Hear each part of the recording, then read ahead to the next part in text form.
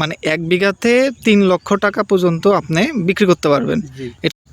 আসসালামু আলাইকুম। আমরা হচ্ছে এদিক দিয়ে প্রতি মাঝে মধ্যে আসি, কিন্তু এই জমির যে ফার্মার তাকে খুঁজে পাচ্ছিলাম না। তো এই জমিটা যখন হচ্ছে আগস্ট মাসের ওইদিকে জমিটা রেডি করে, এই মাচাং যখন দেয় তখন আমরা এই জমিতে এসেছিলাম। তখন থেকেই কৌতূহল যে হচ্ছে আমরা দেখব যে এই জমিতে কি পরিমাণ ফলন হয় এবং হচ্ছে এই জমিটার চাষির সাথে কথা বলবো। আজকে ওনাকে পাইছি আমরা। তো আসসালামু আলাইকুম। ওয়ালাইকুম সালাম। কেমন আছেন? ভালো আছি। আচ্ছা, তো এটা তো আপনার জমি তাই না? জি জি, আমার জমি। আপনি এবছর করছেন, গতবারও কি এখানে এটা করছিলেন? জি জি, এটা আমি প্রত্যেক বছরই করি। গত বছর এই পাশের জমিটাই ছিল, এই পাঁচরি। আচ্ছা আচ্ছা, লাভ কীরকম হয়? লাভ এখন বাজারের আমদানির মধ্যে ধরেন, যদি এখন এইবার সিম এক ঝাড়াতে আপনার 20,000 টাকা সিম এসেছি, এইভাবে হলে আপনার 1 বিঘি হয়ে আমরা 3 লাখ টাকা পর্যন্ত। মানে 1 বিঘাতে 3 লক্ষ টাকা পর্যন্ত আপনি বিক্রি করতে পারবেন। জি, এটা কয় মাস লাগে? এটা আপনার 4 মাস। মানে আপনি 3 মাস 3.5 মাস আগে লাগাইছিলেন, জি, এটা কতদিন পর্যন্ত রাখবেন? এখনো আপনার 5 মাস আমাকে দিবে এই জমির থেকে। তার মানে টোটাল হচ্ছে কত? টোটাল কত মাস হচ্ছে তাহলে? মোট 8 মাস। এটা মোট 8 মাস। 8 মাস থেকে হচ্ছে উনি বলতেছেন যে 1 লক্ষ টাকা পর্যন্ত আয় করা সম্ভব জি জি, অনায়াসেই। অনায়াসে। এটা হ্যাঁ। 20 টাকা কেজি বেচলেও আপনার 1 লক্ষ টাকা হবে বিঘাতে। মানে 20 টাকা কেজি দরেও যদি বিক্রি করেন তাহলে হচ্ছে 1 লক্ষ টাকা হবে। জি, তো এবার কি বিক্রি করছেন? এটা হ্যাঁ, বিঘার বিক্রি করেছি। এবার এবার বাজার ভালো। এবার কত কেজি বিক্রি করছেন? এটা ফার্স্টে 1 মণ 40 কেজি বিক্রি করেছিলাম, 90 টাকা কেজি পাইছিলাম। 90 টাকা কেজি।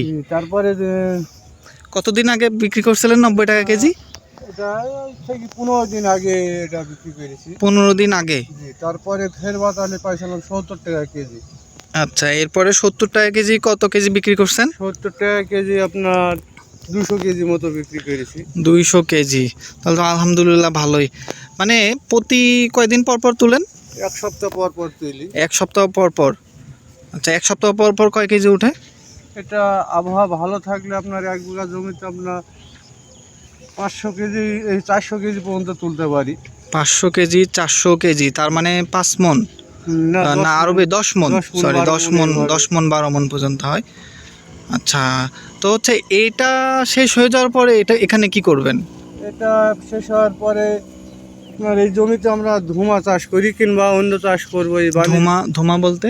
এই লম্বায় দেখেন। ওই যে ধুন্দল। হ্যাঁ হ্যাঁ, ও আচ্ছা আচ্ছা, ধুন্দল চাষ করবেন। এই বানি তুলবো। তার মানে এই জমিতে শুধু আপনি এগুলোই করেন? জি, আচ্ছা আচ্ছা, এই মাচাং তো ফিক্সড থাকে সব সময়? ফিস থাকে আপনার, একটু যদি হয় দুর্বল হয় আবার মানে মাঝে মধ্যে রিপেয়ার করেন আর কি? করি।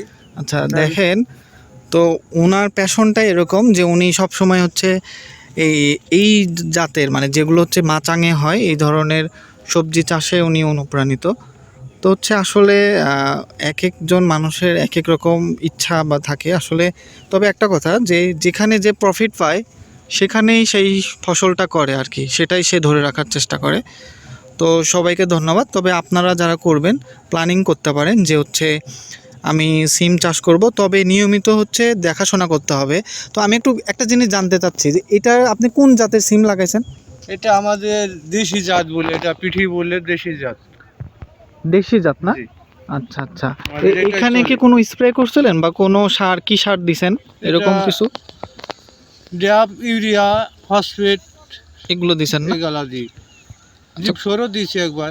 এই জমিটা কতটুকু এই হবে? জমিটা আমার 15 কাঠার জমি। 15 কাঠা, প্রায় হচ্ছে 1 বিঘা নাকি? 1 বিঘার কাছাকাছি। জি, 20 1 কাঠাতে তো 1 বিঘা। জি। আচ্ছা, এখানে কোনো রোগ রোগ রোগ হয় না বা পোকামাকড় ধরে না? আপনার একদিন পর পর আমি এই বিষ স্প্রে করি। একদিন পর পর স্প্রে করেন? নাহলে এই পোকা, এই পোকা কিন্তু একদিন পর পর তো আসলে স্প্রে করা উচিত না। আপনি ধরেন যে বিষের তো একটা মেয়াদ আছে, যে এই কয়দিন থাকবে এই বিষটা, এরকম কোনো মেয়াদ নেই। কি ধরনের বীজ দেন আপনি? আপনার বিভিন্ন ফাতা বীজ দিই, ভলিম বীজ দিই। ও আচ্ছা, বুঝতে পারছি। আপনি যে বীজগুলো দেন এগুলো আসলে আপনার জানার জন্য বলতেছি, প্রতিদিন দেওয়ার প্রয়োজন নাই। হ্যাঁ, আপনি 7 দিন থেকে 10 দিন পর পর দিবেন, এটা আপনার জন্য অ্যাডভাইস। আমি একজন কৃষিবিদ।